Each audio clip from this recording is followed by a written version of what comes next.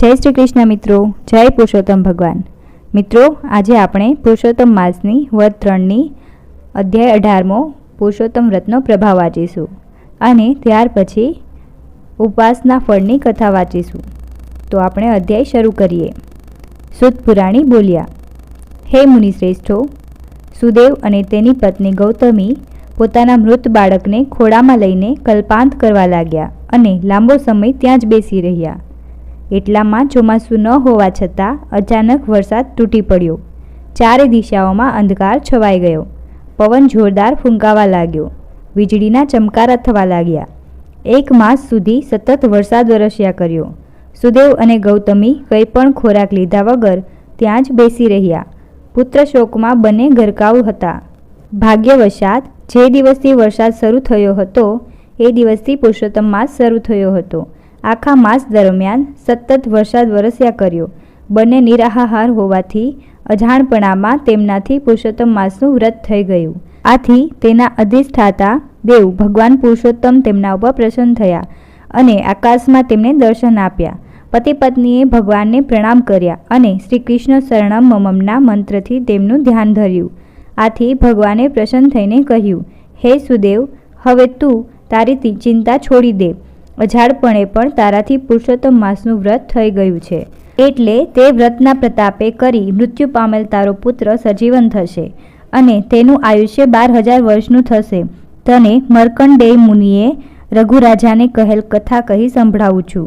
પૂર્વકાળમાં ધનુ શર્મા નામે એક ઋષિ થઈ ગયા।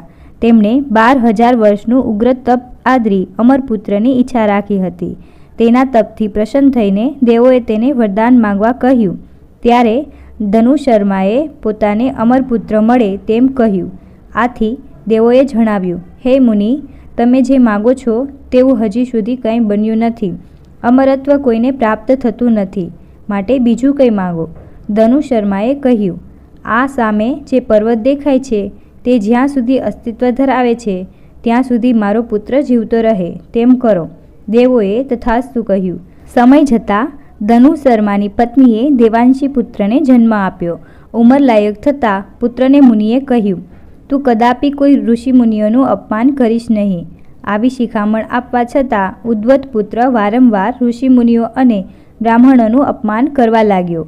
એક સમયે તેણે મહિષ નામના ઋષિ શાલિગ્રામની પૂજા કરી રહ્યા હતા। તે વખતે તે મૂર્તિની સિપ્તથી ઉઠાવી લઈ કૂવામાં નાખી આવ્યા। તેના આ અપકૃત્યથી ઋષિ ક્રોધે ભરાયા અને તેને શાપ આપ્યો, તારું આ જ ક્ષણે મૃત્યુ થાવો। પણ આ ઉદ્ધત છોકરાને કંઈ પણ થયું નહીં।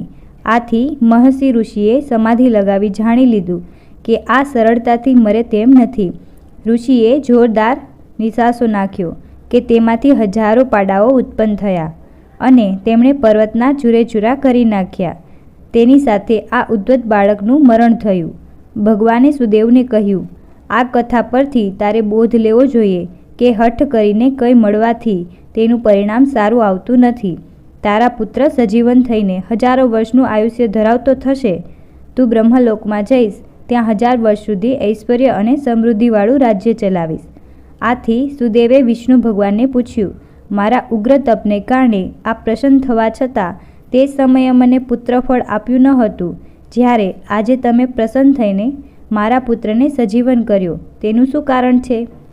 શ્રી બૃહન્નારદીય પુરાણના પુરુષોત્તમ મહાત્મ્યનો પુરુષોત્તમ વ્રતનો પ્રભાવ નામનો 18મો અધ્યાય સંપૂર્ણ। હવે આપણે પુરુષોત્તમ માસની પાવન કથા વાંચીએ। ઉપવાસના ફળની કથા। એક નગરીમાં અતિ સ્વરૂપવાન બ્રાહ્મણ કન્યા રહેતી હતી। તેને મા બાપ ન હતા, ભાઈ બહેન ન હતા। માતા પિતા એને માટે થોડી મૂડી મૂકી ગયા હતા। તેના ઉપર કન્યા પોતાનો નિભાવ કરતી હતી। તે ઘરમાં એકલી હોવાથી તેણે એક દાસી રાખી હતી। તે 24 કલાક તેની પાસે રહેતી। કશું કામકાજ ઉપરાંત કન્યાની દેખભાળ દાસી રાખતી। માતા પિતા ધાર્મિક વૃત્તિના હતા। તેનો વારસો કન્યામાં ઉતર્યો હતો। તે આખો દિવસ પૂજાપાઠ, પ્રભુ સ્મરણ, વ્રત નિયમ, કથા વાર્તા વાંચવામાં ગાળતી।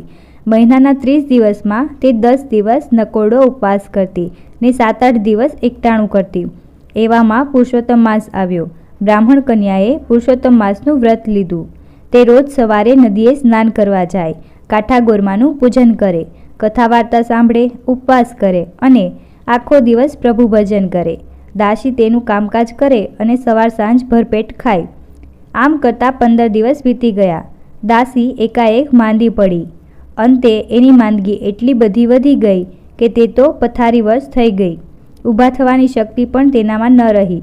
રોગ અસહ્ય હતો, કંઈ ભાવતું ન હતું. બ્રાહ્મણ કન્યાએ ખૂબ સારવાર કરી. વૈદ્યોને બોલાવવામાં આવ્યા. તેમના તરફથી ઈલાજ થવા લાગ્યા, પણ માંદગી ઘટવાને બદલે વધતી જ ગઈ. દિવસે ને દિવસે તેનું શરીર દુબળું થતું ગયું. આંખો નિસ્તેજ થઈ ગઈ. મોત નજીક દેખાતા દાસીએ બ્રાહ્મણ કન્યાને બોલાવી ક્ષીણ અવાજે કહ્યું, મારો અંતિમ સમય આવી ગયો છે. બધાય વર્ષ પાણીમાં ગયા. મહામોંઘો માનવદેહ મળ્યો, પણ હું તેનો કોઈ સદુપયોગ કરી શકી નહીં. મેં જિંદગીમાં કોઈ વ્રત કર્યું નથી, દાન પુણ્ય કર્યા નથી. નક્કી મારો વાસ નર્કમાં થશે. મને એ વાતનું દુઃખ છે કે તમારા પવિત્ર સહવાસમાં રહેવા છતાં મને કદી સત્કર્મનો વિચાર ના આવ્યો. હે બહેન, મને મુક્તિ મળે એવું કંઈક કરો.